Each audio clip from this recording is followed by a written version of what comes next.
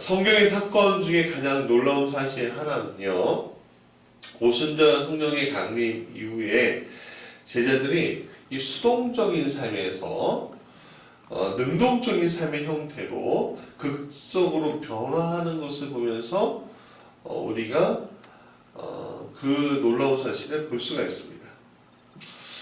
물론 예수님을 따라 나서는 것 자체가 굉장히 적극적인 모습을 보이는 것이었지만 예수님의 고난의 현장 앞에서 대처했던 제자들의 모습을 보면요, 그야말로 180도 달라진 모습을 우리에게 보여주고 있는 겁니다. 제자들은요, 예수님의 고난의 현장 앞에서 도망치거나 부인하거나 숨어버렸습니다. 왜냐하면 자신의 하나밖에 없는 목숨이 예수님을 따라다녔다는 이유로 인해서 죽을 수 있었기 때문에 그렇습니다. 그래서 예수님이 십자가에 달려서 돌아가시는 그 현장에 어머니 마리아와 여자들과 제자인 요한만이 있었습니다. 왜였을까요? 첫 번째, 두려움 때문이었습니다. 오늘 우리의 삶도 사역도 그렇습니다. 우리는 두려움 가운데 항상 서 있는 것을 보게 됩니다. 두려우면 아무것도 할 수 없게 되고 움츠러질 수밖에 없고 도망갈 수밖에 없고 나서지 못하게 되는 겁니다. 예수님의 고난의 앞에 있던 제자들은요, 두려움에 사로잡혀서 지난 3년 동안 예수님과 함께했던 권능의 시간들을 아주 까맣게 잃어버리고 있었습니다. 구약에서 두려움 때문에 아무것도 못하는 장면이 나와요. 바로 사무엘상 17장에 나오는 골리앗과의 이야기입니다. 이 골리앗의 이야기는 다 알고 있을 겁니다. 사울과 그의 군대가 블레셋 군의 장수인 이 골리앗을 보고 기가 확 죽어버립니다. 그리고 단 한 발자국도 전진하지 못하고 끙끙거려요. 왜냐하면 골리앗의 키가 3m나 되는 거예요. 그러니까 쉽게 얘기하면 우리 권사님이 저를 바라볼 때 엄청 커 보이잖아요. 네.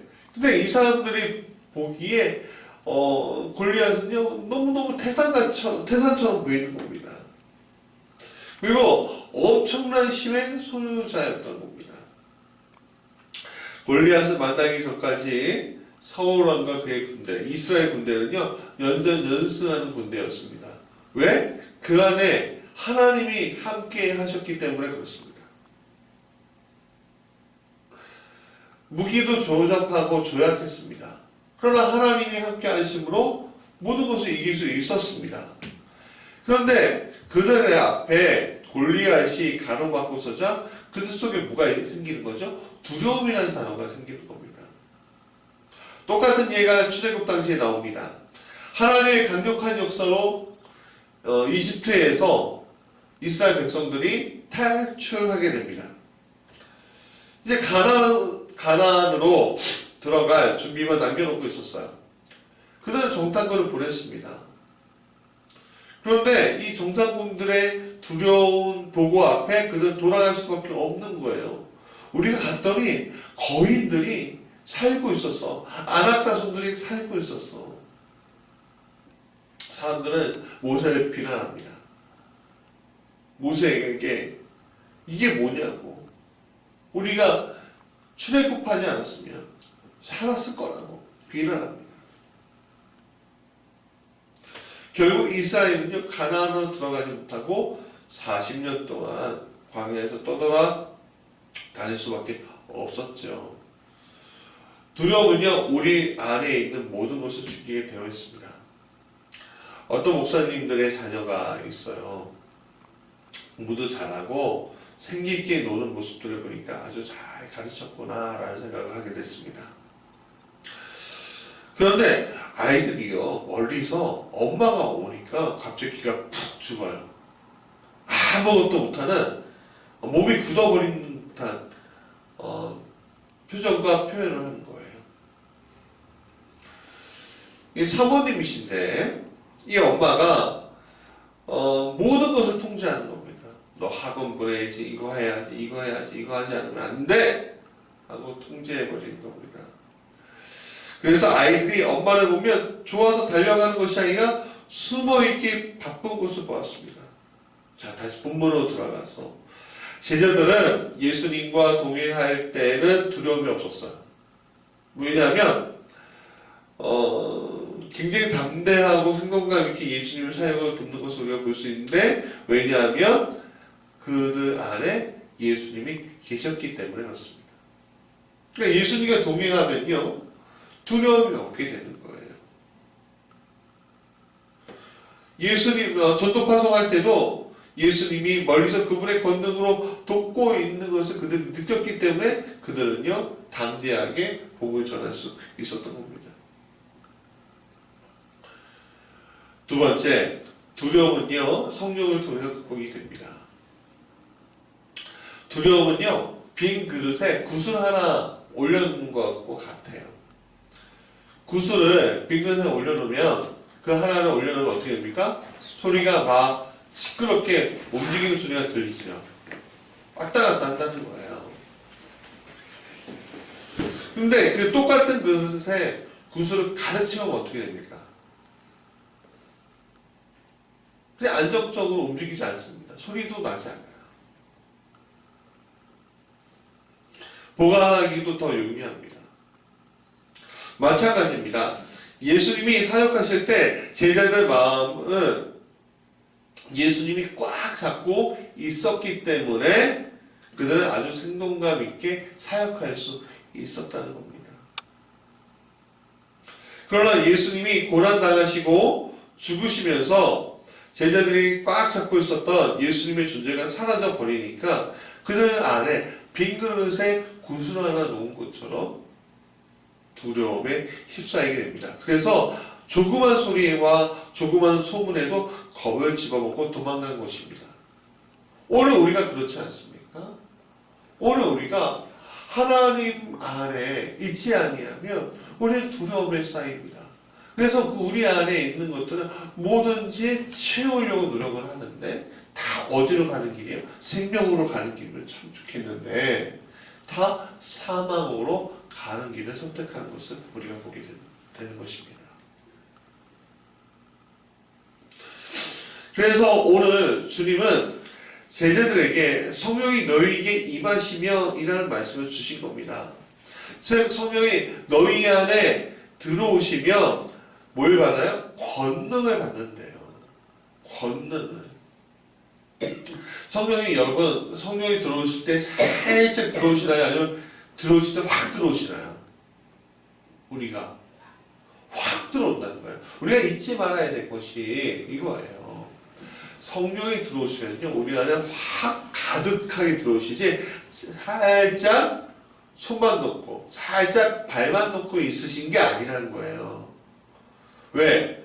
성령은요 세상의 죄와 공존하지 않으셔요. 성령은요 거짓과 공존하지 아니하시고요 성령은요 사단과 공존하지 않으셔요. 왜? 그분은 하나님이시기 때문에 그렇다는 거예요. 하나님이시기 때문에. 즉 성령이 내 안에 들어오면 어떤 일이 일어나요? 권능이 생기는 거예요. 강력한 능력을 말하는 겁니다. 이것은 원래 하나님만 가지고 계신 겁니다. 그런데 우리 안에 이 성령이 들어오면 권능을 받는다고 했습니다. 왜? 성령이신 하나님이 내 안에 들어오시기 때문에 우리가 그 권능을 발휘할 수 있게 된다는 거죠. 이것은 모든 것을 할 수 있게 만듭니다. 빈 그릇에 구슬이 가득 채워져 있는 것과 같습니다. 소리 나지 않아요. 소리가 나지 않는 것이 강력한 거잖아요. 그렇죠? 우리가 청소기를 사도 소리가 엄청나고 잘 빨리는 것을 원합니까? 아니면 소리가 많이 없고 잘 빨리는 것을 원하십니까? 소리가 없고 잘 빨리는 것을 원하시잖아요. 근데 그게 더 비싸요. 그렇지 않습니까?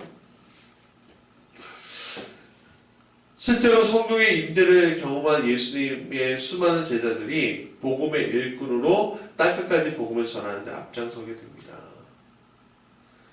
이런 결과가 나올 수 있는 이유는 우리 안에 하나님의 성령이 그 영적인 것들이 가득 차 있기 때문입니다. 가득 차 있으면 두렵지 않습니다. 우리가 두려워하는 이유는 뭡니까? 가득 차 있지 않기 때문에 두려움이 생기는 거예요. 세 번째, 그러면 성경이 가득 차 있으면 생동감이 살아나게 된다는 겁니다. 성경은요, 아버지께서 우주를 창조하실 계획을 세우실 때 실제로 움직이셨던 하나님의 본체이십니다. 즉, 창조의 권능이 그분에게 있는 겁니다. 그 권능을 가지신 분이 내 안에서 거주하신다면 우리가 가지고 있는 우울감, 권태, 패배, 실패, 아픔, 슬픔, 분노, 그 모든 것들이 사라지게 된다는 겁니다. 왜냐하면 성령은 끊임없이 움직이시고 끊임없이 창조하신 분이기 때문에 그래요. 즉 성령이 우리 안에 들어오시면 제자들에게 말씀하셨다시피 온 유대와 사마리아와 땅끝까지 복음을 전하는 제자들처럼 될 수 있게 된다는 것을 우리가 성경을 통해서 볼 수가 있습니다. 비록 우리가 이 땅에 매여 있는 사람들이지만 성령이 우리 안에 들어와 역사하실 때 우리는 두려움을 대에 던져버리고 생동감 있는 사역의 삶으로 가게 될 것입니다. 오늘 우리에게 성령이 들어오실 때 사람들 놀라게 될 겁니다. 아니 어떻게 저렇게 변할 수가 있지? 저 사람은 본받고 싶어. 가정이 변하게 될 겁니다. 성령이 임하시면 아픔이 치료가 되기 때문에 그렇습니다. 상처가 눈독듯 사라지기 때문에 그렇습니다. 성령이 우리 안에 들어오시면 우리의 삶이 굉장히 생동감 있게 변합니다. 두려움에서 신음하던 내가 이제는 생명 안에서 기뻐하게 되는 것입니다. 주님은 오늘 고난을 당하시고 있으십니다. 왜냐하면 그 고난을 당함으로 말미암아 우리의 죄를 구원하시기 위해서. 근데 거기에서만 끝나는 것이 아닙니다. 그 주님이 우리에게 성령을 보내주시겠다고 약속하셨습니다. 왜? 성령만이 어느 세대와 미래 세대를 아울러서 하나님의 권능의 역사를 보여줄 수 있기 때문에 또 우리를 죽음에서 생명으로 가는 사역을 할 수 있게 하기 때문에 우리가 수동적인 삶에서 능동적인 삶으로 변할 수 있게 하기 때문에 성령 우리에게 오셔야 합니다. 우리 사랑하는 성도들 위해 이러한 생동감 있는 하나님의 성품을 경험하시길 간절히 축원합니다. 기도하겠습니다.